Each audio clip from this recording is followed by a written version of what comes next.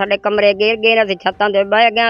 नहीं जती जिन्नी कपड़ा लभदा कोई शायद नहीं पे लभदे। 350 किला सारी खराब हो गई है। साढ़े को 8 फुट पानी है। एक मज मेरी रुड़ गई, एक दो होरना दियां रुड़ गई, समान कढ़िया भी है, कुछ विचे तबाह हो गया है। इस वक्त मैं मौजूद हूँ पिंडी भठिया के नवाई गांव में। यहाँ एक डेरा नुमा जगह है। इस जगह पे तकरीबन 30 के करीब जो घर हैं वो यहाँ पर मौजूद हैं। अगर दरिया जनाब की तबाहकारियों की बात की जाए तो आज से तकरीबन 9 से 10 दिन पहले आने वाला सैलाब जो है वो पानी तो ख़त्म हो गया, लेकिन पानी यहाँ से रेला गुजरने के बाद इतनी गमगीन यादें पीछे छोड़ गया कि कई घर उजड़ गए, कई लोगों की जो सैकड़ों एकड़ धान की तैयार फसल थी वो तबाह हो गई, लोगों के जानवर इस सैलाबी रेले में चले गए, लोगों के घर गिर गए। मेरे साथ इस वक्त मुतासरा फैमिली है, इनसे बात करते हैं कि इनके क्या क्या नुकसानात हुए हैं और इनको किन किन मुश्किलात का इस सैलाबी रेले में जो है मुश्किलात का सामना करना पड़ा।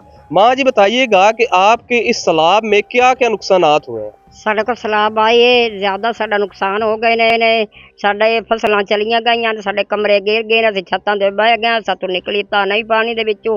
साडे बच्चे भुखे मर गए, सी आप भुखे बैठे रहे 4 दिन। साडे को सैलाब बड़ा ज्यादा रहा उच्चा रहा। साडे को 4 दिन सैलाब, माल नूं चीज कोई नहीं पे लभदी, डंगर मर गए, माल भुखा मर गया, बच्चे भुखे मर गए। नहीं जती जिन्नी कपड़ा लभदा कोई शायद नहीं पे लभदे। गौरमेंट वालों तुहाडे वल कोई चीज़ नहीं आई इत्थे तुहानूं कोई मदद करन, किसी ने खाना दिता होवे, किसी ने कोई जानवरां दा वंडा दिता होवे या किसी ने तुहानूं रेस्क्यू करके शहर पढ़ाया? ਜਿਹੜੇ ਇਸਲਾਮੀ ਜਮਾਤ ਵਾਲੇ ਨੇ ਉਹਨਾਂ ਸਿਰਫ ਸਾਨੂੰ ਆ ਕੇ ਨਾ ਚਾਵਲ ਦਿੱਤੇ ਨੇ ਛਾਪਰਾਂ ਦੇ ਵਿੱਚ, ਜਿਨ੍ਹਾਂ ਤੇ ਅਸੀਂ ਮਰਦੇ ਜੀਵੇ ਆ। ਅਸੀਂ ਖਾਦਾ ਖਾਣਾ ਬੱਚਿਆਂ ਨੂੰ ਖਵਾਇਆ ਹੈ, ਉਹਨਾਂ ਤੋਂ ਇਲਾਵਾ ਕੋਈ ਚੀਜ਼ ਨਹੀਂ ਸਾਡੇ ਹਾਲ ਮਿਲੇ। ਸਾਡਾ ਮਾਲ ਅਜੇ ਵੀ ਭੁੱਖਾ, ਸਾਡੇ ਕੋਲ ਪਾਣੀ ਅਜੇ ਵੀ ਬੰਦ ਆ।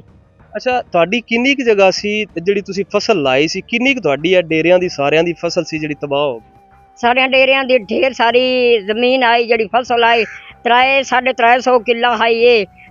बाद लगदे लेंदियां दी रिश्तेदारां दी भी आई, सारी खराब हो गई है। डोल बाहर निकलने टेंशन लैने, अगू रोन आउंदा बे फसलां होणियां आईयां, सब बच्चियां जवान सिर चाढ़नियां आईयां, उन्हां दा फरोज अदा करना। बाहर निकलने ते अगू टेंशन लैने ते घर आके मुंह दे पै जाण।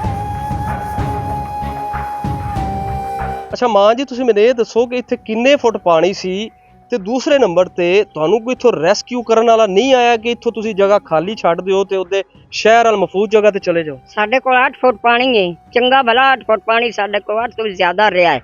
एक किश्ती आई, एक बंदा इथों चुक्या से कगू चौकला से कगू लैके बांध रहे, मुड़ साड़ी किस बह के बात नहीं ली, बुढ़े ने मोए ने जीवे ने, मुड़ साढ़े कोई शाय नहीं आई। ਮਾਂ ਜੀ ਦੱਸਿਆ ਜੇ ਤੁਹਾਨੂੰ ਕੋਈ ਇੱਥੋਂ ਰੈਸਕਿਊ ਕਰਨ ਨਹੀਂ ਆਇਆ, ਕੋਈ ਲੈਣ ਨਹੀਂ ਆਇਆ? ਅਸੀਂ ਇੱਥੇ ਛੱਤਾਂ ਦੇ ਉੱਤੇ ਬੈਠੇ ਰਹੇ ਆ। ਮੇਰਾ ਕਮਲਾ ਪੁੱਤਰ ਆ, ਉਹਨੂੰ ਮੈਂ ਲੈ ਕੇ ਤੇ ਬੈਠੀ ਰਹੀ ਆ।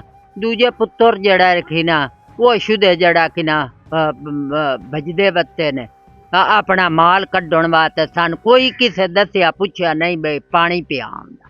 यहाँ पर तकरीबन टोटल 31 के करीब घर हैं और ये सारे मिलजुल कर यहाँ पर रहते हैं। इनकी सैकड़ों एकड़ जो धान की फसल है वो तबाह हो चुकी है। इनसे जानते हैं कि इनके क्या क्या नुकसानात हुए। ये जी साडी हर शे डे निक गई है। कोट निजाम तो असीं आया खरबूजी खूह नाल है, उनदे ते कोई शै नहीं आउंदी, कोई बंदा छेणू नहीं साडी बात लैंदा, कोई सानू वंडा नहीं मिलिया, कोई चीज़ नहीं मिली ते फसल जिहड़ा वो अडोल तबाह हो गया है। माल जिहड़ा वो उही रोड छुड़ गया है ते गौरमेंट दा बंदा साडे हाल कोई नहीं आया।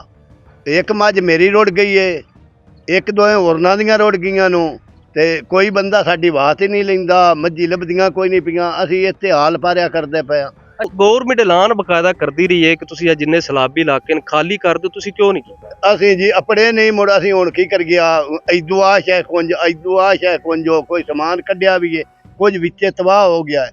थल्ले साडे नूं सारे बह गए, कोठे पाट गए ते कद्दां ढह गईयां। जमीन ठेके ते लई हुई है, हुण असां ओनूं ठेका भी देना है, ठेकेदारां ते ठेका कोई नहीं छड्डना। मुंजी साडी उही कतलाम हो गई।